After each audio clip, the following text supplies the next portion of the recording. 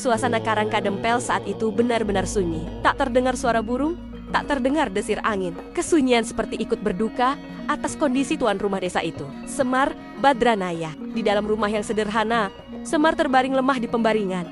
Nafasnya tersengal, tubuhnya terkulai tak berdaya. Di sampingnya duduk Gareng, menahan tangis sambil menggenggam tangan ayahnya erat-erat. Namun sebelum Petruk dan Bagong sempat kembali ke Karangkadempel, justru Prabu Kresna dan para Pandawa tanpa Sadewa lebih dahulu tiba. Begitu memasuki rumah Semar, Puntadewa langsung berhenti melangkah. Matanya berkokek-koka melihat sosok yang selama ini menjadi penuntun hidup mereka, kini terbaring tak berdaya. Dengan suara bergetar namun penuh kelembutan, Puntadewa mendekat ke sisi pembaringan. Ia menyampaikan bahwa apa yang dikabarkan Petruk dan Bagong ternyata benar. Semar memang sedang berada di ambang sakit yang berat. Puntadewa pun mengabarkan keadaan Pandawa dengan jujur.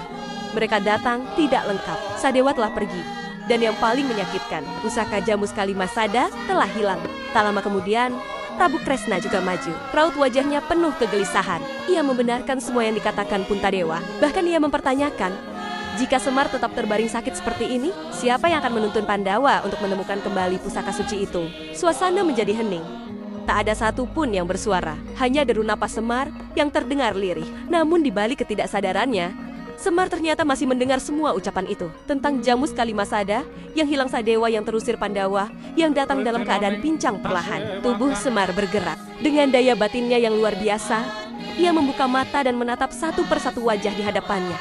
Puntadewa, Werkudara, Arjuna, Nakula, Kresna, Gareng, Petruk, Bagong. Semar bangkit dengan sisa tenaga yang ia miliki.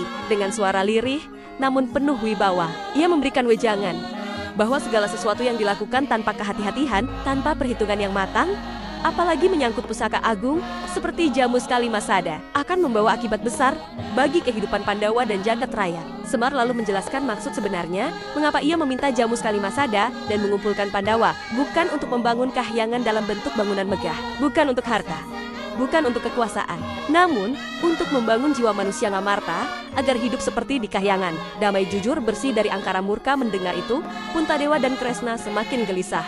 Dengan penuh hormat mereka bertanya, langkah apa yang harus mereka tempuh untuk menemukan kembali Jamus Kalimasada? Semar pun menatap tajam ke arah mereka berdua. Tatapan itu seakan menyimpan pengetahuan yang telah ia lihat saat terbaring di ambang antara hidup dan mati. Namun jawaban itu belum ia ucapkan saat ini, karena jalan yang akan ditempuh Pandawa setelah ini bukan jalan biasa, melainkan jalan penuh pengorbanan, pengkhianatan, dan pertaruhan nyawa.